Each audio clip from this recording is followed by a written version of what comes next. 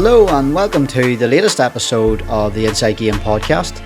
Before I introduce today's guest, this episode is in association with Raymond Waters at the Old Coach Inn, Castleblaney. And here's a word from Ray's Tanning and Wellness in Auchnacoy. Rays are the first on the island of Ireland to offer the Red Wave Pure Red Light Therapy Bed, a cutting-edge recovery tool now being used by top athletes worldwide. Whether it's muscle soreness, inflammation, joint stiffness, or speeding up overall recovery, Red Light Therapy is becoming a genuine game changer. So if you're training hard, coming back from a knock, or just wanting to stay injury free, call into Rays and experience the benefits for yourself. Rays Tanning and Wellness is helping athletes recover faster, perform better, and stay in the game. And on to today's episode, and this time it's the turn of the Armagh Junior Championship winners. And so who better to bring on than the club captain, club all-star winner and junior player of the year. Here is Clonmore's Caolan Donaghy. Caolan, welcome to the podcast. Thanks for coming on. Hey Guy, how's it going? Hey, yeah, glad to be on. Good stuff. Look, Caolan, Aaron McKay was on last episode and he mentioned about the South Armagh contingent finally getting a shout out on the show, but here we are straight back up to North Armagh again. Yeah, that's it. No, I got listening to a couple of them there. Got listening to Aaron today actually, but that was interesting listening there. Yep. So look, Caolan, we'll just personal accolades, right? I know oftentimes players don't like to talk about them too much, but look, we definitely have to talk about them here. And the Armagh All-Stars Award night, as it turns out, you and I were actually at the same table that night. And there was a bit of a mix of Clonmore and Sarsfield's folks, the likes of Tony McGeown, your dad Oliver from your own club, and then Eamon McGeown Senior and Conor Craney from my club. But the first call up to the stage you got that night was to be named in the middle of the field of the All-Stars team. The only player on the team from the Junior Championship. So like a proud moment for you, Caolan, surely. Yeah, definitely. I think maybe Ian had mentioned it in the podcast there. It's probably not one that you have your sights on at the start of the year or anything but no, it's definitely good to be involved. Obviously it's sort of, you'd love it if there's a few more of sort of your own clubmates there too, but I think I was saying that was the first from our club to get one, so you sort of hope that a few more can sort of follow and with more big days like that. But yeah, look, it's one of them ones. It's definitely nice to get, but you don't get involved in them nights unless something's went well for the team too. But no, definitely a proud one for me, and good to have the family and stuff there as well. Nice. And then to the second call up, then this time for Junior Player of the Year, and look, even if you want to downplay it, it's a serious achievement, and again, another big deal for your club and family. Yeah, it was a nice one to get. Now, I think just as you mentioned there, whenever I was the only junior player on the team, I probably would have been, I'd have been disappointed maybe if I hadn't got that one. But yeah. No, again, nice one, and sort of had the All-Star Award and the Player of the Year one there. Sort of took a couple of days there, the weekend after, and sort of called up to my granny with the awards. I actually happened to have the championship trophy as well, and sort of done the rounds with uncles and aunties and stuff like that, so no, it's definitely nice to sort of get all that done, and I'm sure it's one to be proud maybe looking back on, probably one you look at in 20 years time more than sitting looking at it at the minute now. Yeah. Look, let's just find out a bit about yourself then, Caolan. Look, you're winning awards now as a midfielder, but you didn't always play in midfield, is that right? Yeah, started off in nets. I mean, mainly sort of went to underage football. We'd be Nivo at underage, so we're joined up with Caolan Donaghy. So I was probably just pretty poor out the field, I hadn't just quite got the skills at that stage, and ended up in nets one day, done a half decent job, and sort of that stuck with me for a good while. Made my senior debut playing nets, sort of was goalkeeper with the development squads the whole way up, school teams and the academy there in Dungannon as well, and sort of into the Pro Cup football, and a couple of years Armagh minors as well in nets, and then I just got my chance outfield. I think it's maybe 2016. Podge Quinn was managing us with the club, and he gave me a rattle at midfield one day, and I've pretty much been there since. Like, but I started off as goalkeeper. And Caolan, you were in the county scene around maybe 2021, 2022. Is that right? Yeah, got a shout. Actually, funny, got a shout for trials back in 2016 actually as a goalkeeper. But Okay. I remember coming in doing a couple of gym sessions like, and I was miles off it. Hadn't really been to the gym before that stage. I'd been 18, 19 maybe, and had a wee bit to go like. And yeah, then the end of 21, got in, played actually. Armagh played Tyrone. Tyrone were just after winning the All Ireland, and they played. There was like a charity sort of fundraiser game in the Athletic Grounds just before Christmas for because a lad from Silverbridge had passed away, and they sort of had like a charity game. Tyrone, I say, were just after winning the All Ireland and got a bit of a run there, and a few friendlies. Played like Dublin, Down, a couple of games like that. End of 22 as well. Got in sort of trials for about maybe 2 months or so. Bit of training, like, so I sort of been in the mix there, and yeah, obviously I was hoping to push back in then. Well, that's what I was going to ask you. Would you have any ambitions to get yourself back into the county setup?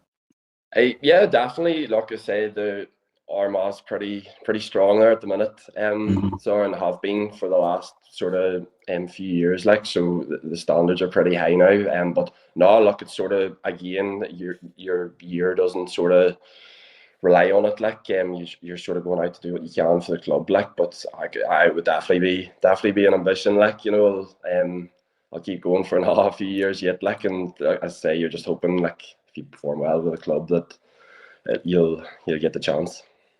Well, I'm sure your personal achievements over the last year will have done you no harm in that regard. Yeah, hopefully, Um, hopefully. one person who was greatly involved with Armagh for a long time was your cousin, Brenton Donaghy. He was brilliant for Armagh for years. Like, would it be a fair statement, Caolan, to say he's Clonmore's greatest ever player? Yeah, I'd say so. But definitely, like, in the time that I've been playing, like, Brandy and James Grimley, they're actually, them two boys actually started in the 2003 junior final. They were saying, like, they're back maybe Mad. they've been 16 or 17, like, and I say they're the two boys now, along with Tony McGowan, like, that are, like, they're player managers now, and they're still Mm-hmm. sort of, like, we went on there, obviously won the championship and then Ulster, like, and in the extra time them boys were still going, like, and they're planning on coming back again here next year, like, so a serious drive. But I look, Brandy had a serious career with Armagh. I think he made his debut maybe 2006 something, maybe in the McKenna Cup, and I remember him playing against Donegal in the championship in 2007. Obviously that would have been coming into probably just the tail end of the stronger Armagh teams, and they probably had a wee bit of a dip maybe in that time that Brandy was playing, and again just happened. I think he hung up the boots of the county in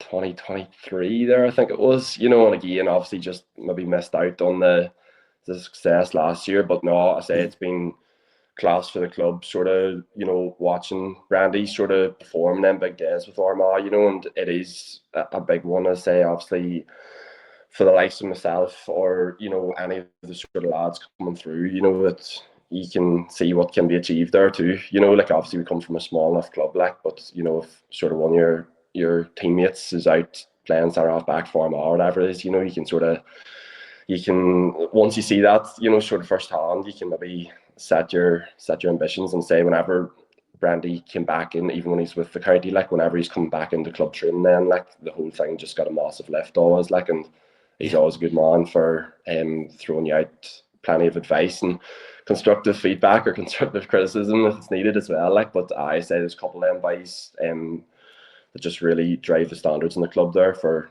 years now. First class. So look, Caolan, something that came to light was that you actually called into my jiu-jitsu gym a few years ago for a session. Now, like, I see a lot of faces come and go over the years, but once you mentioned it, I genuinely did remember. So, like, I know it was brief for you, but, like, how did you find it? It was tough. It's probably a good ego check as well. Just really get through about for an hour. But no, it was interesting. Say that was, I think, maybe the end of 21. I think I remember it was actually Sarsfields that beat us in the championship down in Murray here. And the mind was just sort of going through a wee sort of 4 or 5 weeks, just trying to do a bit of enjoyable training and stuff, and I think they just spotted the club like and went over for a session, and I definitely enjoyed it. I actually had intentions of going back, and then that's sort of when maybe got into Armagh at that stage for trials, Yeah. and sort of got stuck into that, but no, I say it was enjoyable now, and definitely is tough. I remember just as in bits after, and say there's obviously a lot to learn, but no, it was definitely good now. And would you have any other interests or hobbies, or like do you support a team in the Premier League, anything like that? I would follow Man United there, it's always a tough. It's been a tough 10 years or so now, I suppose. But I would follow that. That would probably be the main one. I say that there, and following obviously the Gaelic as well. But I've got over a couple of times. Got over the Celtic game there last year as well. But yeah, I'd say for my sins, we following United. Yeah. Very good, Caolan. Look, we're going to probably segue into the Clonmore 2025 season here, but we'll talk about the previous year or two, maybe before that, where you spent maybe the majority of the time injured or playing through injury, and a few other maybe key players missing the majority of that, maybe in some of them years as well. And Yeah, I think you didn't win a game in 2024. So tough, a couple of tough years before the recent season then. yeah, that was it. I say I think it was 2022. We were up in intermediate and got relegated. 23 in the league. We won the league, but missed out. Ballyhagan beat us in the semi-final of the championship, and then as I sort of history repeated itself again. Went up in intermediate there last year and didn't win a game.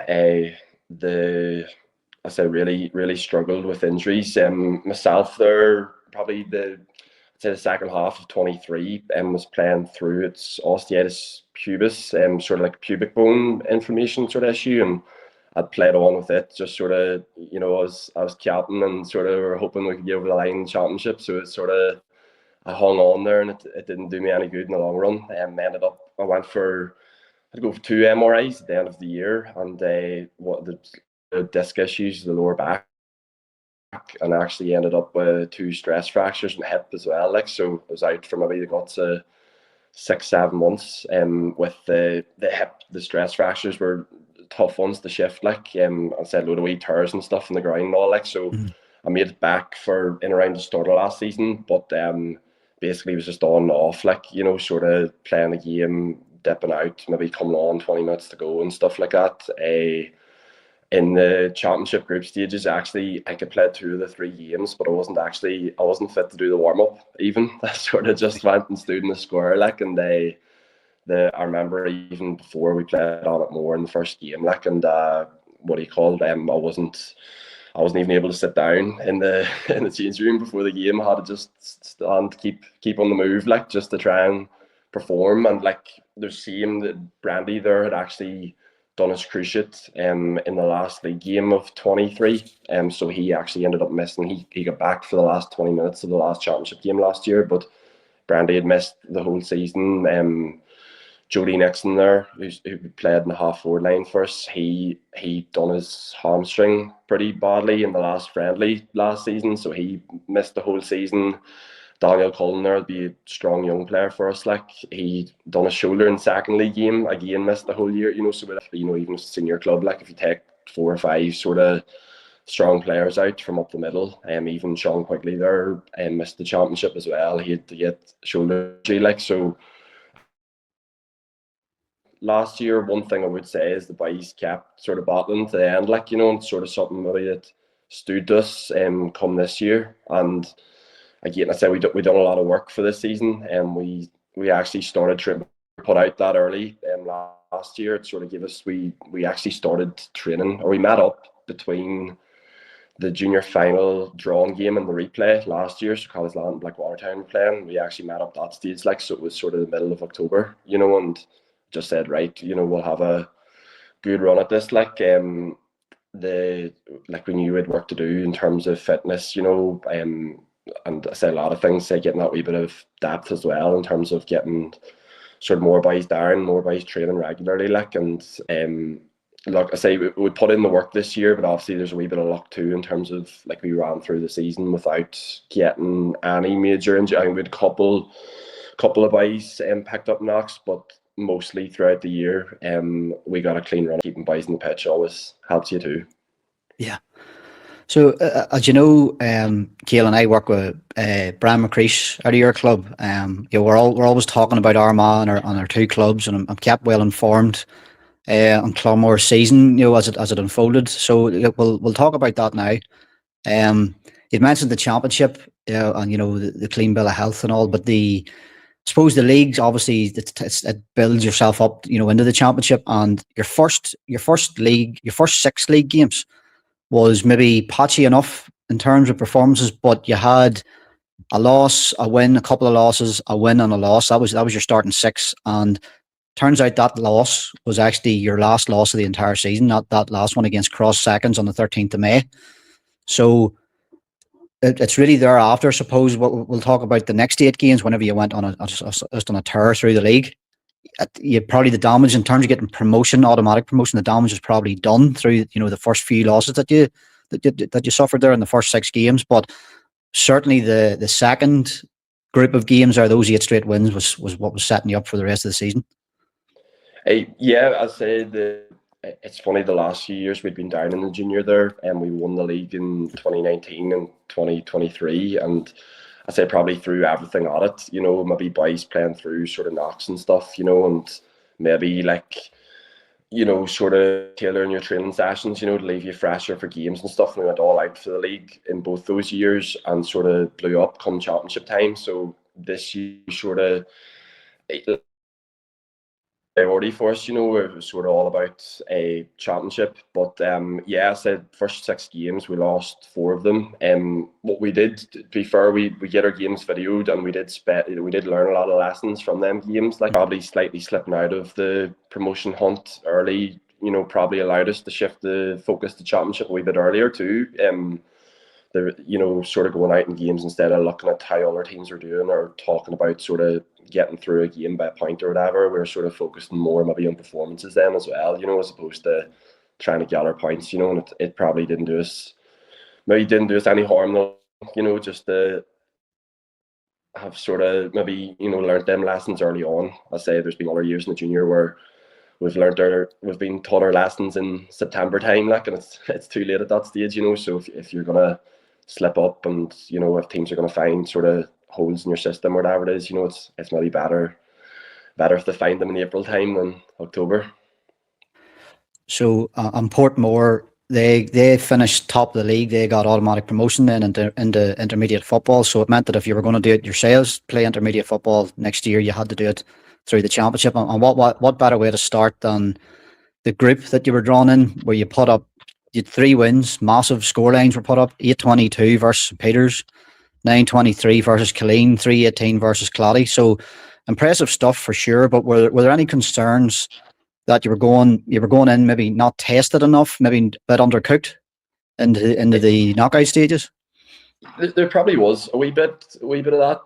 It's funny, it maybe been mentioned in a couple of the Sideline A podcasts and stuff, about us being untested. But it's funny the way the last couple of league games went for us. We won them by maybe 15 points as well, So one thing again, we were sort of going back in them games in the groups, and we were really picking them apart in terms of the videos. I know they're comfortable wins, but I remember even the St Peters actually got a shot away in the first half at one stage. I don't even think they scored it, but just the way they'd worked it or whatever, we'd sort of spotted a big sort of weakness in how we were shifting in defence. And we maybe spent a couple of weeks, just working on that, So even I say we were pretty impressive in the group stages, but we were really sort of picking holes in ourselves as well, and trying to improve. I don't think there was anybody sort of patting each other on the back too much, from racking up big wins, or if boys were kicking wides and they shouldn't have been shooting from the sideline or whatever it was,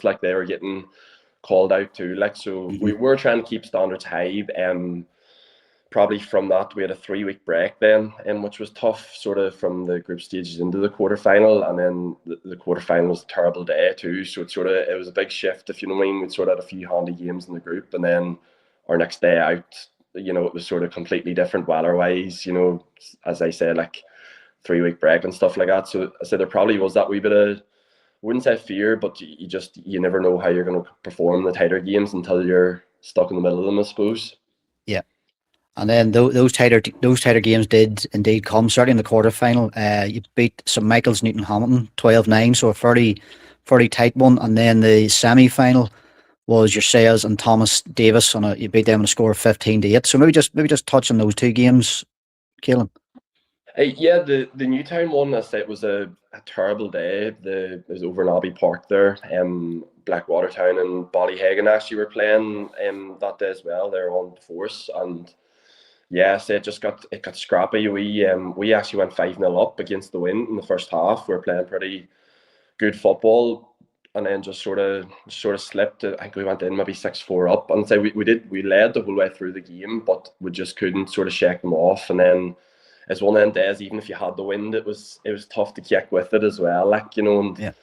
Boys, again, sort of maybe probably just hadn't been in a tight game for a long time, like, probably from the middle of the league, so it was just sort of like, as you said, like, you're racking up goals in the group stages, and then you're wondering why your team isn't going away then come the quarterfinal, like. So it was a good sort of wake up call for us too, I suppose, for that one. And then coming into Crinchgo in the semi-final, we were probably a wee bit more ready for it. We'd sort of had that test under our belt, and Crinchgo was maybe a similar enough game, albeit I think we went maybe 4-5-0 up or something as well. And again, Crinchgo came back at us just before half time, and I think we went in maybe 2 or 3 points up, but we'd sort of learned the lessons from the quarterfinal, so we sort of kept our composure a wee bit better maybe coming out in the second half, and we sort of stretched the lead out to maybe 9-10 points and managed it from there.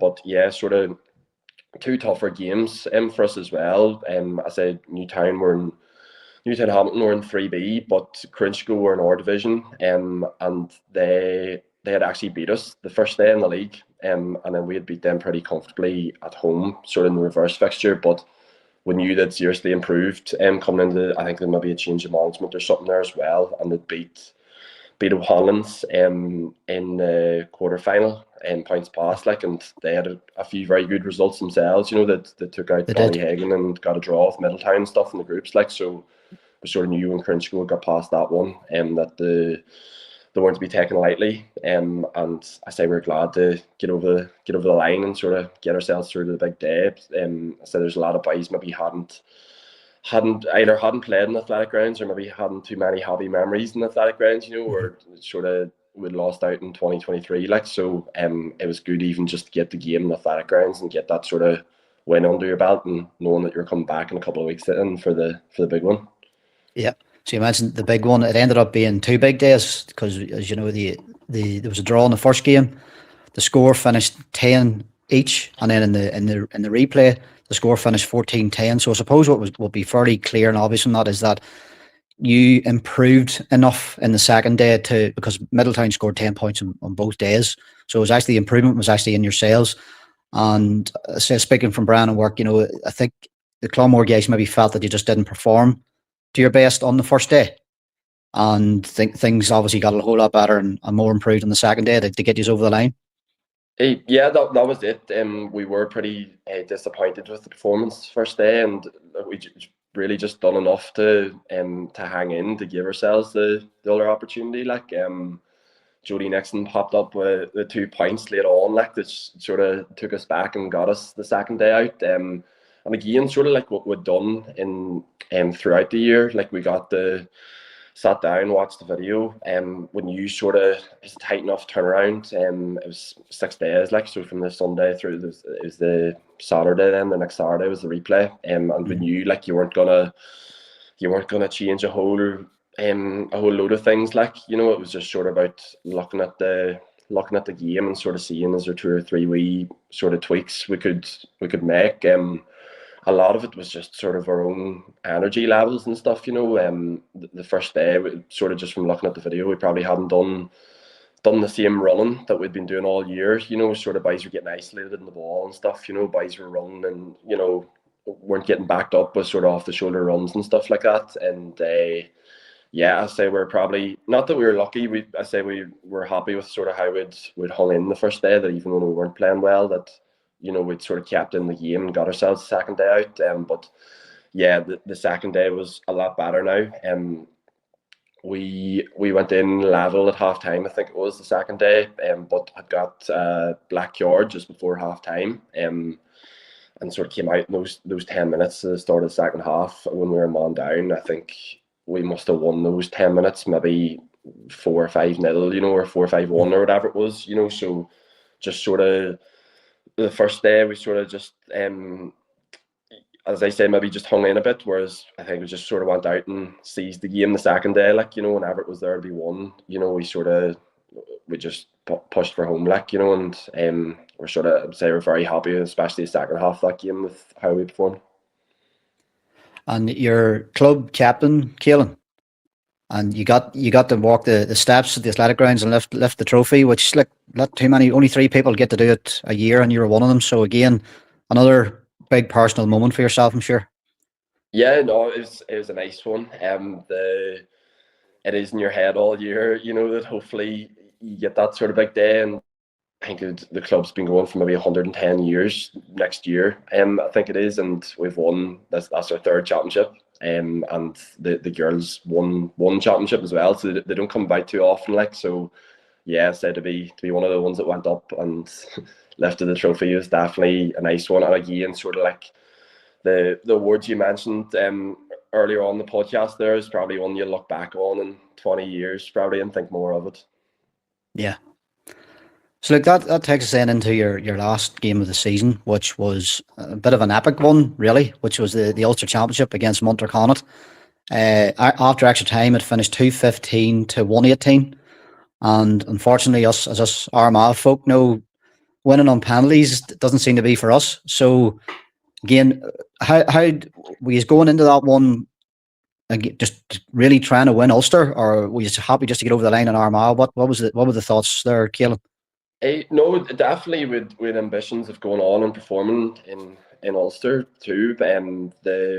Again, we'd sort of got a hold of a few videos of the Cavan team there, and we'd sort of, it's sort of a strange week because we only had a 1 week gap between the final and the Ulster game. So obviously you've a wee bit of celebrating to do there after the final then, and then it was sort of, as I said, it's strange just because we maybe put a year into winning the Armagh Championship, and then you're trying to completely reset your focus for a new competition over the course of 5 or 6 days or whatever it was. So it was probably tough to come back around sort of physically, in terms of obviously the body's been pretty beat up from 2 finals in 2 weekends, and then sort of even mentally, just to say resetting and going again. But definitely we're going out to win that one.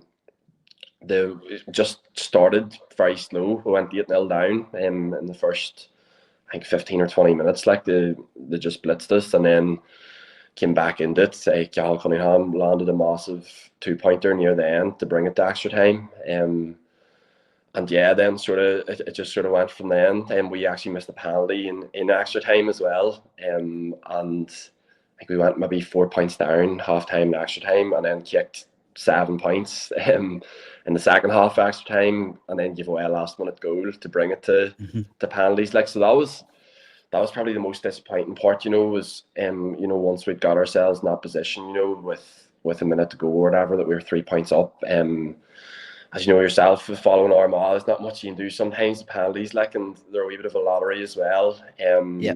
We hadn't been doing any sort of major practicing or anything of penalties. But I said, the boys stepped up. I was actually down as the 5th penalty taker, but it didn't come to that. But I know I was cramping up as well, so I mightn't have been a good bet to score mine either. But Yeah. It's a strange one as they were chatting. The boys even that stepped up and hit the penalties after, and there's just very little you can do. It was sort of, whenever we look back on that one, it's more probably the goal at the end that we'll look back on with a bit of disappointment, more so than the penalties. Say there's not much you can do at that stage. But yeah, it was a disappointing one, but it was a strange sort of defeat as well, because the way we sort of came back and, you know, battled our way back into the game, you know, and like we had massive support there, like for us, I'd say everybody from Clonmore was there, like, and it was an epic game to be involved in, like, and even there's not too often you playing games that go to extra time and stuff, like, as well. So yeah, so it was a strange one. The Cavan team then sort of went on. Hemifield beat them pretty comfortably in the next round, like, so it maybe took a wee bit out of them too, like, but no, it's a great game to be involved in. Just maybe a pity we didn't get over the line, but I suppose you can't have it all your own way.